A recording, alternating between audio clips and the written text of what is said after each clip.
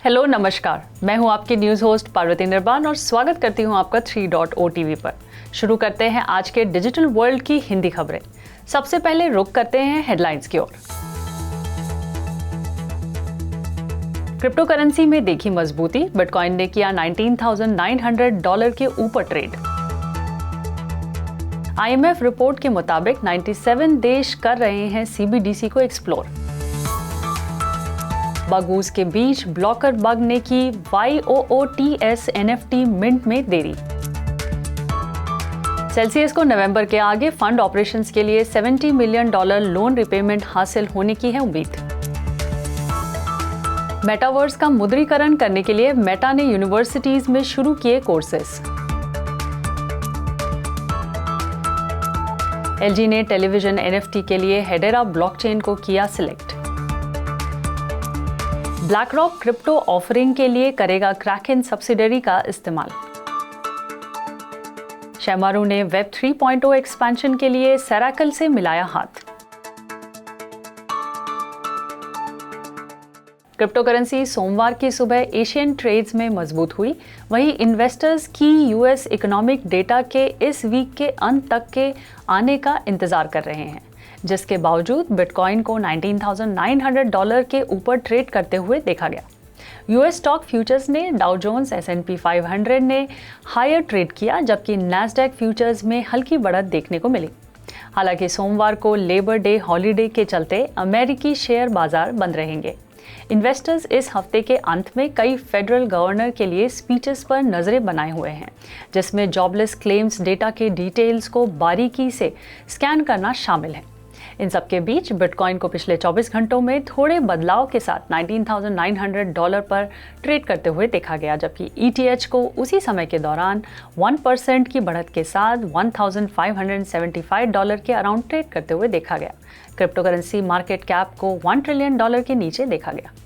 International monetary fund की एक report से पता चला है कि 97 देश सेंट्रल बैंक डिजिटल करेंसीज के साथ एक्सपेरिमेंट कर रहे हैं और कम से कम 2 देशों ने पहले ही डिजिटल करेंसी को लॉन्च कर दिया है। जुलाई 2022 तक the ascent of CBDC title से अपनी हाल ही में पब्लिश की गई रिपोर्ट में कई कॉन्टिनेंट्स के लगभग 100 देशों ने जैसे नाइजीरिया और बहामास के साथ अपने CBDC में इंटरेस्ट को दिखाया है, पूरी तरह से CBDC को अपनाया है और 15 पायलट स्टेजेस पर हैं। इसके अलावा 15 अन्य देश currently proof of concept stage में हैं और 65 अभी भी रिसर्च में हैं। प्रोजेक्ट की फाउंडिंग टीम के एक ट्विटर थ्रेड के अनुसार non fungible token project YOOTS ने ब्लॉकर बग की खोज के बाद एक एडिशनल डे के लिए अपने मिंट में देरी की है। ब्लॉकर बग को मोटे तौर पर उन मुद्दों के रूप में डिफाइन किया जाता है जो किसी प्रोजेक्ट के डेवलपमेंट के टेस्टिंग फेज के दौरान जनरेट होते हैं।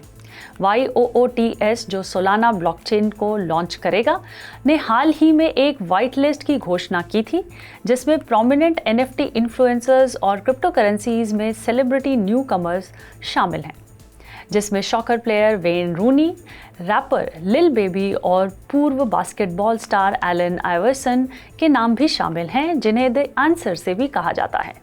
सेल्सियस ने लोन रिपेमेंट में $70 मिलियन का अनुमान लगाया है, जो नवंबर के आगे की रनवे कॉस्ट को बढ़ाता है। 1 सितंबर को बैंकरप्सी की सुनवाई में पेश किए गए सेल्सियस के कैश फ्लो फोरकास्ट से पता चला कि कंपनी को USD डोमिनेटेड लोन्स के रिपेमेंट से लगभग $70 मिलियन रिसीव होंगे, जिन लोन्स को 7 अक्टूबर तक चुकाए जाने की उम्मीद है। वो बिजनेस और रीस्ट्रक्चरिंग कॉस्ट को कवर करने में मदद करेंगे। फोरकास्ट के अनुसार सेल्सियस के पास नवंबर के अंत तक $42 मिलियन से ज़्यादा की डिस्पोजेबल इनकम होगी, जिसमें सितंबर से नवंबर तक डिटेल्ड कैश फ्लो होता है। सितंबर की शुरुआत में शुरुआती कैश बैलेंस अप्रॉक्सीमेटली $133 मिलियन है, जिसकी टोटल ऑपरेटिंग कॉस्ट अगले 3 महीने में $69 मिलियन होने की उम्मीद है। सेल्सियस ने 1 सितंबर को बैंकरप्सी की सुनवाई के दौरान सबमिटेड एक अलग डॉक्यूमेंट में कोर्ट से कहा कि क्वालिफाइड यूजर्स को प्लेटफॉर्म से $210 मिलियन तक निकालने की उम्मीद की जा सकती है।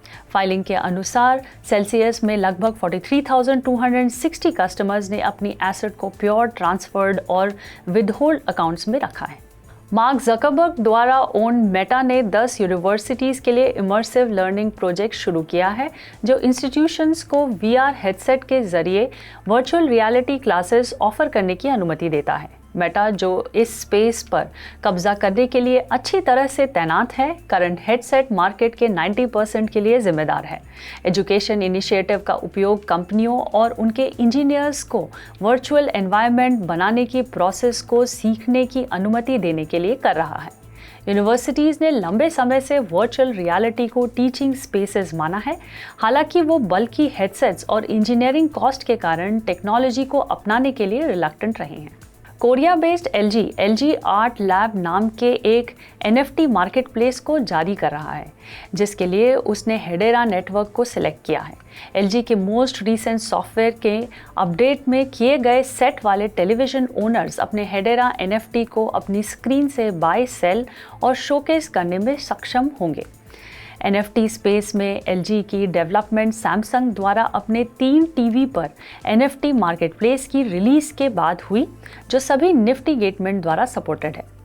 LG आर्ट लैब सिर्फ LG टीवी पर होगी।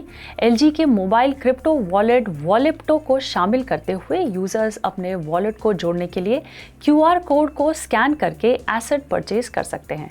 दुनिया में सबसे बड़ा asset manager black rock CF benchmark से क्रैकन बिटकॉइन इंडेक्स पर अपनी नई क्रिप्टो करेंसी ऑफरिंग का बेस बनाएगा। पिछले महीने ब्लैक रॉक ने अपनी इंस्टीट्यूशनल क्लाइंट्स को सीधे बिटकॉइन अवेलेबल कराने के लिए एक दूसरे क्रिप्टो एक्सचेंज कॉइनबेस के साथ मिलकर काम किया, जिसके तुरंत बाद ब्लैक रॉक ने US बेस्ड इंस्टीट्यूशनल इन्वेस्टर के लिए एक spot bitcoin private trust launch किया। CF बेंचमार्क पेवर्ड INC की क्रिप्टो फैसिलिटीज बिजनेस के ग्रुप का एक हिस्सा है, जिसमें क्रैकन के ओनर और ऑपरेटर भी शामिल हैं। 2019 में क्रैकन ने कम से कम $100 मिलियन के लिए क्रिप्टो फैसिलिटीज हासिल की थी। 60 साल के शानदार इतिहास के बाद भारत की टॉप मीडिया और एंटरटेनमेंट कंपनी शेमारू ने लीडिंग ब्लॉकचेन टेक्नोलॉजी कंपनी सेराकल के सहयोग से मीडिया और एंटरटेनमेंट सेक्टर में वेब 3.0 की लीडिंग इनिशिएटिव एक और माइलस्टोन हासिल कर लिया है। सेराकल फुल स्टैक वेब 3.0 इंफ्रास्ट्रक्चर और डिसेंट्रलाइज्ड एप्लीकेशन का एक ग्लोबल प्रोवाइडर है। शेमारू ब्लॉकचेन टेक्नोलॉजी का इस्तेमाल करके नई फ्रंटियर में क्रिएटिविटी, ओनरशिप और एप्लीकेशन का डेमोक्रेटाइजेशन करने के लिए इंटेलेक्चुअल प्रॉपर्टीज़ के वैल्यू को रिलीज करेगा। उन्हें एंटरप्राइज ब्लॉकचेन में एक्सपर्टीज हासिल है। आज की खबरों में बस इतना ही। डिजिटल वर्ल्ड की डेली न्यूज़ और अपडेट्स के लिए देखना ना भूलें हिंदी न्यूज़ बुलेटिन दिन में 2 बार सिर्फ 3.0 टीवी पर। मैं पार्वती निर्माण अब आपसे विदा लेती हूँ। टाटा, बाय बाय और नमस्कार। देखते रहिए 3.0 टीवी।